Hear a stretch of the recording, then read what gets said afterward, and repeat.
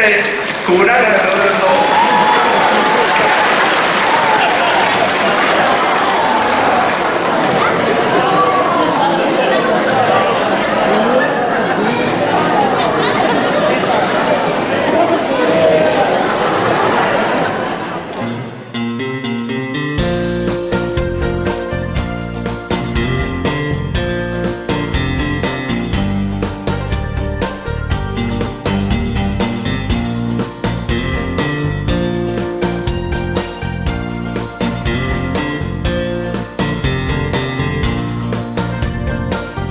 buổi yêu miên ôi sự tông nhau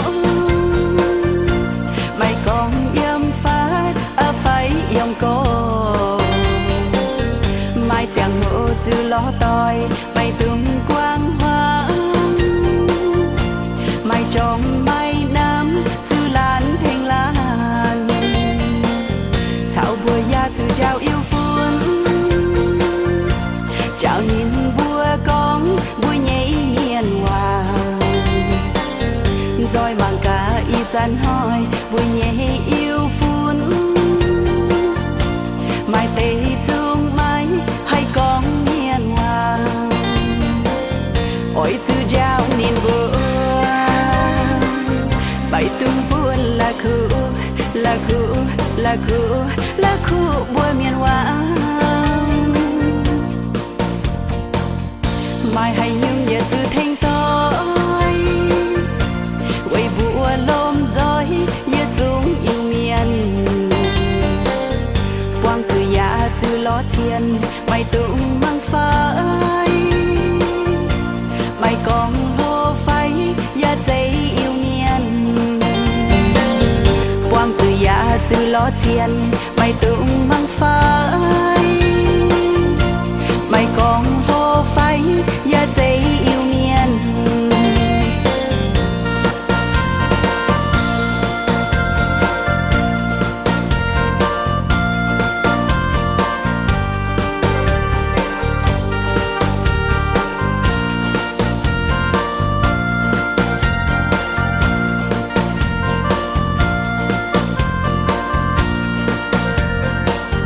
hỏi chữ giao niên buồn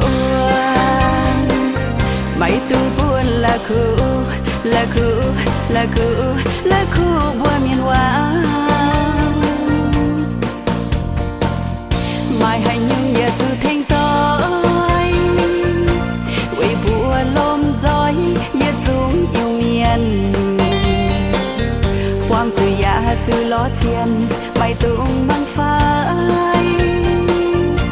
mày còn hô phai ya dây yêu miền